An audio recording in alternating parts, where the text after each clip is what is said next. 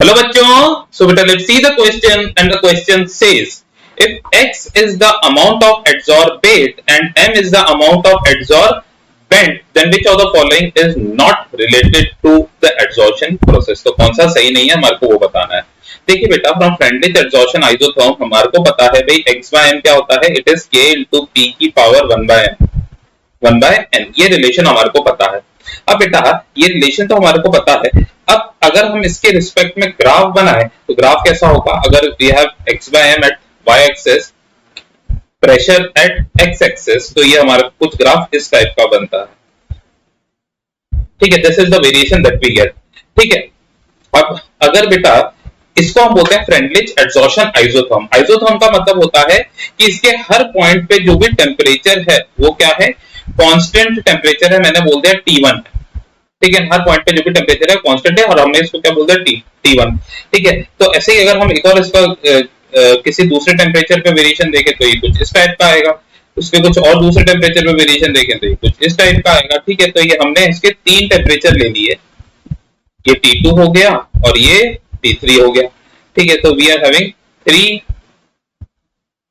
Temperatures over here.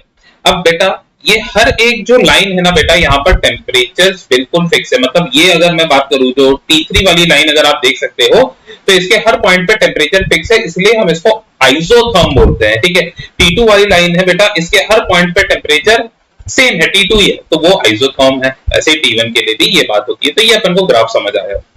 अब बेटा इस ग्राफ की बात करूं तो देखो मैं पहले आपको ऑप्शन बी, सी और डी समझा रहा हूं, फिर आखिरी में ऑप्शन ए समझाऊंगा।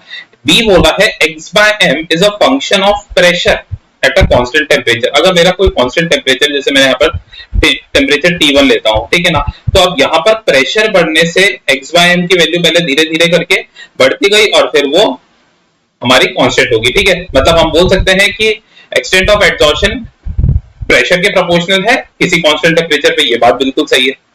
अगला है बेटा x by m is a function of temperature at a constant pressure। अब मानो बेटा मैं प्रेशर को कांस्टेंट कर देता हूं, तो मैंने ये वाला कुछ प्रेशर को कांस्टेंट कर दिया, ये मैंने यहाँ पर प्रेशर का वेरिएशन ले दिया। अब अगर मैं यहाँ से अगर एक डॉटेड लाइन बनाऊं बेटा, तो इस प्रेशर पे एक मेरे पास T1 है, एक T2 है और एक T3 है। ठीक है, तो x by m किसके प्रोपोर्शनल है, ये टेम्परेचर के प्रोपोर्शनल है कांस्टेंट प्रेशर पे। और अगर आप देखो तो बेटा जैसे जैसे आप टेम्परेचर बढ़ाओगे x by m कम होगा, तो इसका मतलब क्या हुआ, T1 सबसे ज्यादा टेम्परेचर होगा फॉलोड बाय T2 और सबसे कम हो जाएगा T3। ये हमारे को समझ आ गया। ठीक है, तो अगर किसी कांस्टेंट प्रेशर पर देखें तो it is a function of temperature, ये चीज भी बिल्कुल समझ आ गई। अगला है बेटा pressure is the function of temperature at a constant P at a constant x by m। ठीक है ना, तो हमारे पास कुछ कांस्टेंट x by m पर बिल्कुल प्रेशर हमारा टेम्परेचर के साथ रिलेटेड है, तो जैसे जैसे टेम्परेचर बढ़ेगा हमारे प्रेशर में भी वेरिएशंस आएंगे। ठीक है, तो ये भी हमारी बात बिल्कुल सही है। अब ये वाला बोल रहा है x by m is equals to P into T, pressure into temperature, ये बिल्कुल गलत स्टेटमेंट हो गया। This statement is incorrect statement. ठीक है, क्योंकि अगर हम बात करें बेटा यहाँ पर जाके तो एक समय के बाद हमारा यहाँ पर प्रेशर भी कांस्टेंट हो रहा है। ठीक है, बहुत हाई प्रेशर पे x by m का रिलेशन दिखता ही नहीं है प्रेशर के साथ, तो वो भी हमारे को समझ नहीं आएगा। ठीक है ना, तो P into T बोलना गलत है, तो incorrect is option number A only. So the correct answer is option number A. Thank you.